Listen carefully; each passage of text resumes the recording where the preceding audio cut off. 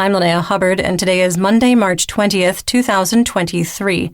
It's been 3,309 days since Russia occupied Crimea on February 27th, 2014, and 390 days since the large-scale invasion of Ukraine began. Today's podcast looks at what happened yesterday in the Russia-Ukraine war. The Malcontent News Russia-Ukraine War Report is compiled by our team from around the world.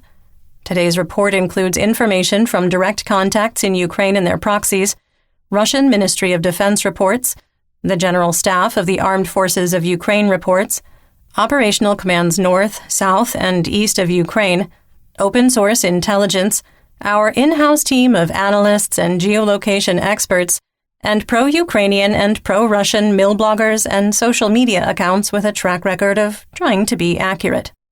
We will be focusing on regional updates for the next 14 to 21 days as we prepare improvements for our subscribers and prepare to launch our second podcast, Gen All, which is not specific to the Russia-Ukraine war. Speaking of war, though, let's go ahead and get started with our assessment of the current status of the war. First, we maintain that Russia's large-scale winter offensive has culminated, with the Institute for the Study of War, or ISW, reaching the same conclusion yesterday. Second, our assessment that Russia has committed almost all available ground forces to Ukraine and was experiencing unsustainable personnel and equipment losses was accurate, with Russian combat potential fading across the entire theater of war, reinforcing our point of view that the Russian Federation armed forces are combat ineffective. Third, we assess that the Ukrainian defense of Bakhmut remains in a critical state and is fluid, but defensive lines have been stabilized.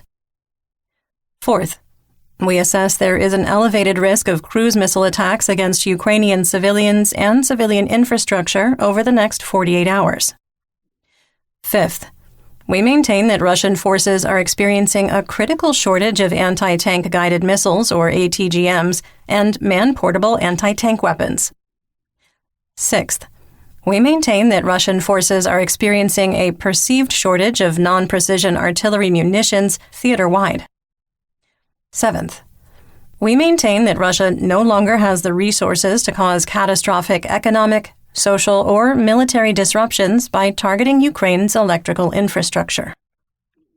Eighth, we maintain that Russia can no longer tap its strategic reserve of caliber cruise missiles and can only launch its monthly production of 25 to 30 missiles.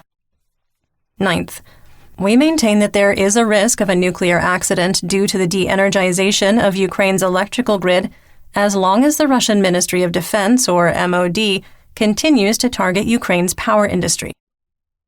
10th, we maintain that short of using chemical, biological, radiological, or nuclear, those are CBRN, weapons, the Russian military will continue doing everything possible to capture Bakhmut, regardless of the cost. 11th, we maintain that the public infighting between private military company, or PMC Wagner Group's leader Yevgeny Prigozhin, and the Russian MOD has reached a dangerous level that threatens to derail the only successful Russian offensive operation since June 2022 in Bakhmut. 12th, we maintain that the Russian MOD is actively working to eliminate the influence of PMC Wagner Group and Yevgeny Prigozhin, both on and off the battlefield. 13th, we maintain the Kremlin is actively attempting to topple the legitimate government of Moldova. And finally, we maintain the Kremlin is also actively interfering with the Georgian government's attempt to join the European Union.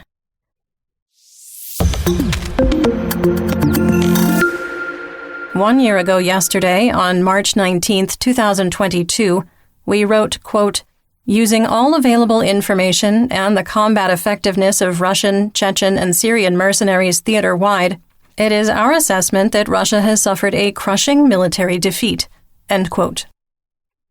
Fighting near Chernihiv had become positional while shelling of the city continued.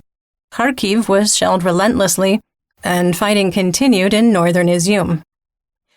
In Kherson, 150 students from African and Middle Eastern nations trapped by Russian forces appealed for international assistance. Students claimed they tried to evacuate independently, but were fired at by Russian troops. Food and potable water were running out in Mariupol, with people drinking from puddles and eating pets to survive. Intense fighting continued, and Russian forces used TOS-1 thermobaric weapons on civilians. The Mariupol City Council reported civilians were being forcibly deported to Russia, and filtration camps had opened in Manhush and Melikin. In Luhansk, fighting in Rubizhne, the outskirts of Severodonetsk and Popasna, continued. The first colonel of the Black Sea Fleet, Andriy Pali, was killed in action fighting in Mariupol. Russia claimed they fired a Kinzhal hypersonic missile at the Ivano-Frankivsk ammo depot. We noted increasing chatter about Russian war crimes northwest of Kyiv, but could not verify the reports.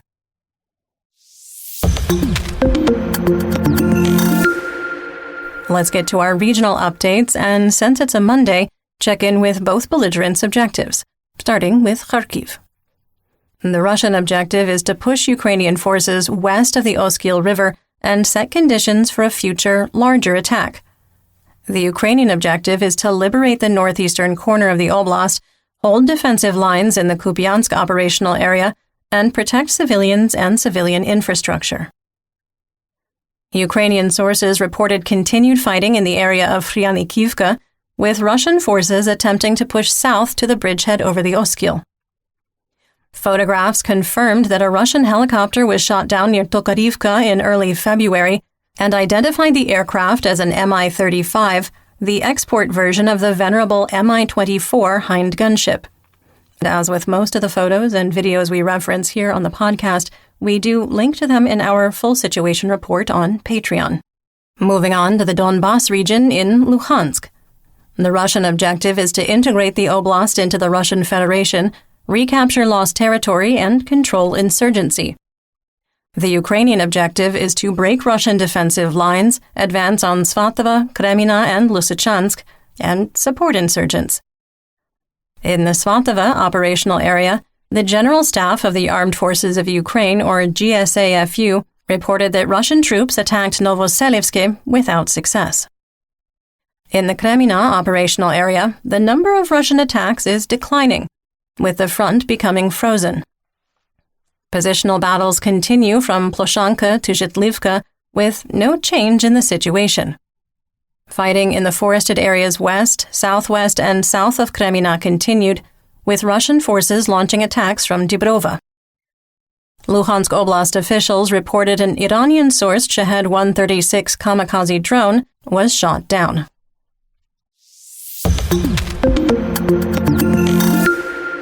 In northeast Donetsk, the Russian objective is to capture the entire region and integrate the oblast into the Russian Federation. The Ukrainian objective is to defend Siversk and Bakhmut, push into the Luhansk Oblast, and minimize civilian casualties. In the Siversk operational area, Russian forces continued to attack Verkhnokamianskaya and Spirne with no success. In the Bakhmut operational area, Ukrainian forces successfully pushed Russian forces away from Ivanivske and made further small gains in the northern part of the city. Russian forces made marginal gains in the direction of Kryurivka.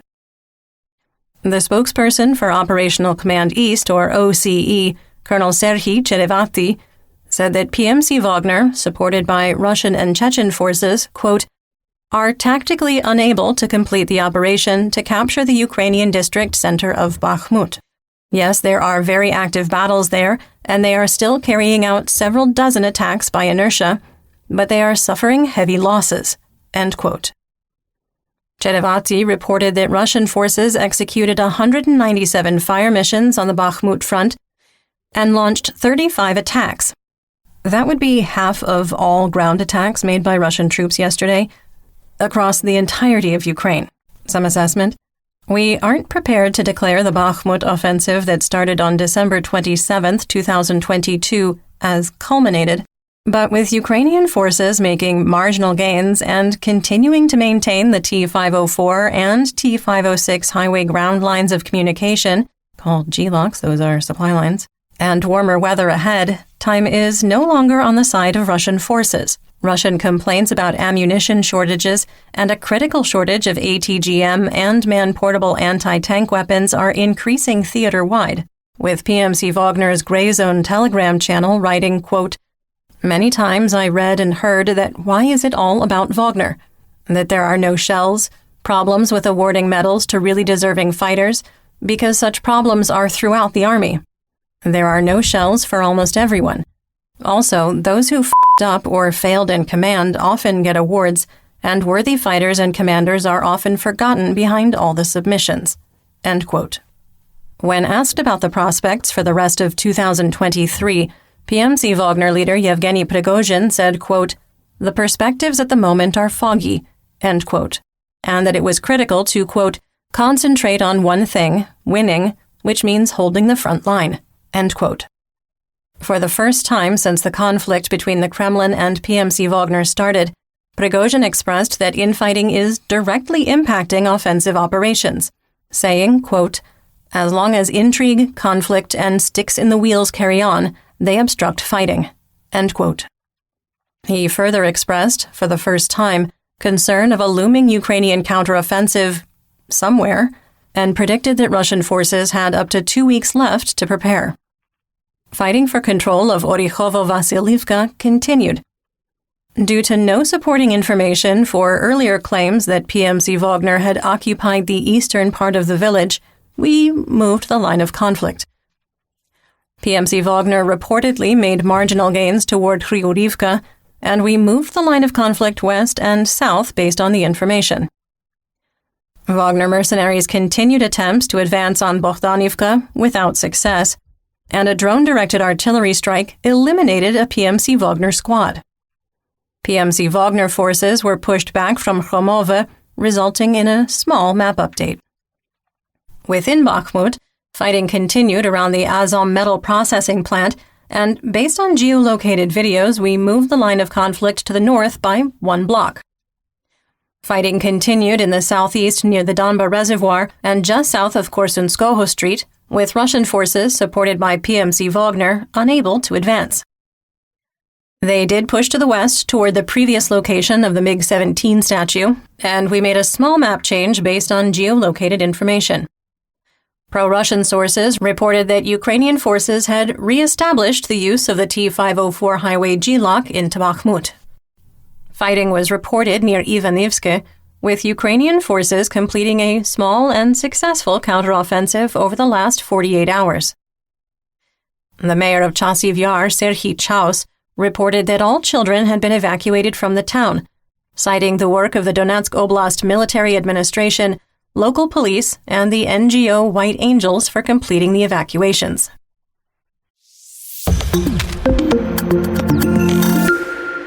In southwest Donetsk, the Russian objective is to capture the entire region, integrate the oblast into the Russian Federation, and bring the insurrection across southwestern Donetsk under control. The Ukrainian objective is to lock Russian military assets in place, defend the existing line of conflict while finding and exploiting weaknesses, destroy troop concentrations and command and control sites, interdict supplies, and disrupt logistics. In the Avdiivka operational area, there continues to be significant fog of war on the status of Krasnohorivka, with claims ranging from Ukrainian troops being shelled to an attempted Russian advance past Stepova in the direction of Berdichi. Russian mercenary mill blogger Rybar claimed the settlement was captured. Russian and Ukrainian sources reported that fighting for control of Kamyanka continued and that Russian attacks were unsuccessful. Russian forces, supported by Mobix transferred to the 1st Army Corps, formerly of the DNR, continued their attempts to advance on Avdiivka from Opitne and continued to be unsuccessful. Russian mercenary mill blogger Warganzo reported Ukrainian forces launched a counterattack. Reinforcing an earlier Rybar report that Ukrainian forces had retaken the highlands just north of Vodiana, the GSAFU reported that a Russian attack was repulsed. Fighting for control of Pervomayske and attempts to advance in the direction of Sieverne continued, also without success. Russian forces continued attempts to advance on the Ukrainian firebase at Nevelske, and I'm sure you can guess how that went. In the Marinka operational area, fighting continued in the center of the ruins of Marinka, with no change in the situation. Warganzo claimed that fighting continued near Wuhledar and that marginal gains were made. But there was no supporting evidence to back up the claim. Pics or it didn't happen. In Mariupol, Russian President Vladimir Putin made a late-night, unannounced visit that miraculously had residents waiting to greet him despite a curfew, and Russian state media conveniently in the immediate area. What luck. It's pretty incredible how that all just happened. A woman who gave an emotional thank you to Putin for liberating the city and making it better was identified as Russian collaborator Irina Volosatova. 3 more people in the video were identified as actors that have appeared in other videos with Putin, and 4 more were Russian partisans. In an interview after Putin's visit, Volosatova expressed unhappiness with the reception Putin received from Mariupol residents. She also said she was worried about her safety and was looking for police protection from the Donetsk People's Republic administration.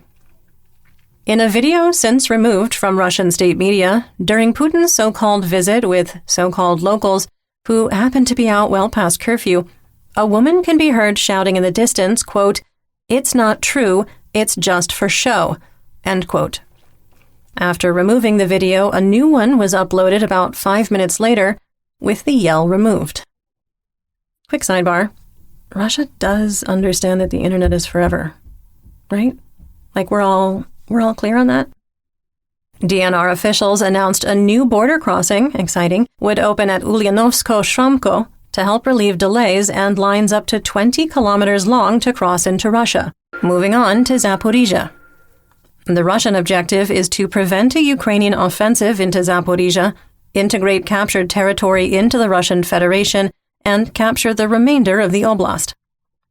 The Ukrainian objective is to liberate Russian-occupied areas, prevent further Russian advances, exploit weaknesses on the line of conflict, and protect civilians. Ukrainian forces launched another reconnaissance in force attack in the direction of Robotyne, which was unsuccessful. Quick sidebar here. We have a theory on why these attacks are happening, but we will not share them at this time due to OPSEC, that's operational security. Kamyanska was attacked by Grad rockets fired by Multiple Launch Rocket Systems, or MLRS, that slammed into an apartment building, killing 3 civilians. There was no update on the status of the Zaporizhzhia nuclear power plant. In occupied Berdyansk, the home of Russian collaborator Serhiy Khirenko exploded, but his status is unknown. In the Black Sea, Crimea, Mykolaiv, and Odessa region, Natalia Humenyuk, Director of Communications for Operational Command South, or OCS, reported 9 vessels of the Black Sea Fleet were on patrol, including 2 frigates capable of launching up to 16 caliber cruise missiles. She added that the search for debris from the American MQ-9 Reaper drone that crashed after a Russian Su-27 collided with it had ended temporarily due to unfavorable sea conditions. The line to use the Kerch Strait ferry grew to 80 trucks due to high winds delaying sailings. The Center for the National Resistance claimed that Russian occupiers raided the main blood bank in Sevastopol for treating Russian soldiers at a military hospital, sending the regional blood supply into crisis.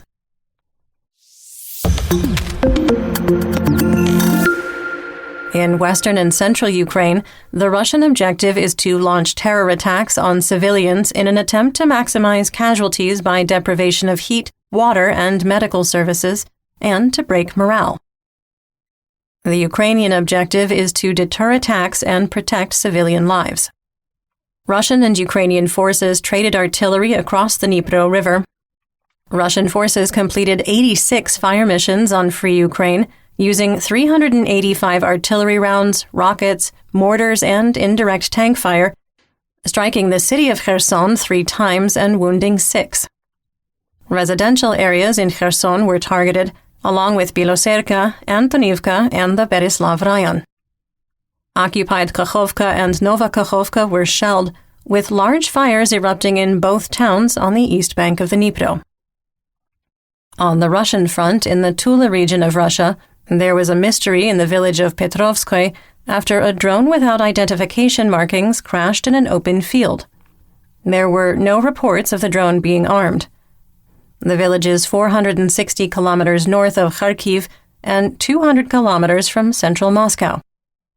In St. Petersburg, a man was arrested for holding up a picture of the Soviet-era cartoon character Leopold the Cat, a staple of Russian TV and cinema in the 70s and 80s. The picture had Leopold's catchphrase, quote, "Guys, let's all get along," end quote. The man was arrested for violating Russia's so-called Don't Say War laws and is accused of, quote, extremism. A quick note. Brezhnev-era cartoon cats from the Soviet Union, loosely based on Tom and Jerry, are apparently quite extreme. According to the Wikipedia entry for the show, Leopold is, quote, good-natured and prudent. Oh no, the horrors. Won't anyone think of the children?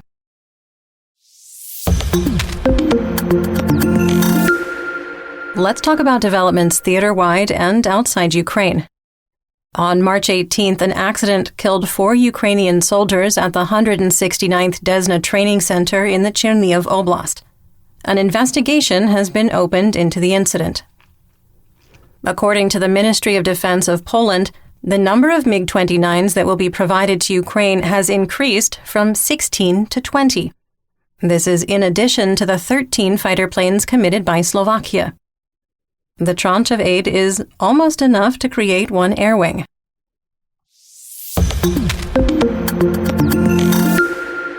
In geopolitical news, the Kremlin signaled it was open to peace negotiations, but only on their terms. President Putin, speaking ahead of the visit of Chinese President Xi Jinping, said, quote, Russia is open to a political and diplomatic settlement of the Ukrainian crisis. However, peace talks were halted back in April 2022, and we were not the ones to do it. The future of the peace process depends solely on a commitment to a serious conversation which takes into account the current geopolitical reality. End quote. Okay, assessment here. Peace negotiations were broken off after Ukrainian negotiator Roman Abramovich was poisoned on March 28, 2022, and the horrors of Bucha and Irpin were revealed to the world on April 1st. Also, when Moscow says, quote, the current geopolitical reality, end quote, they mean any negotiations start from a place where Crimea, Luhansk, Donetsk, Zaporizhzhia, and Kherson belong to Russia. Putin continued, quote, unfortunately, any ultimatums aimed at Russia only show how those who make ultimatums are detached from reality and are uninterested in finding a solution to the current situation. End quote. Sidebar, you can catch Putin's stand-up comedy routine at the Moscow Chuckle Hut on Thursdays at 2000 hours. You must sit at least 12 meters from the stage, and appropriately timed laughter is mandatory. Sergei Lavrov will be the opening act.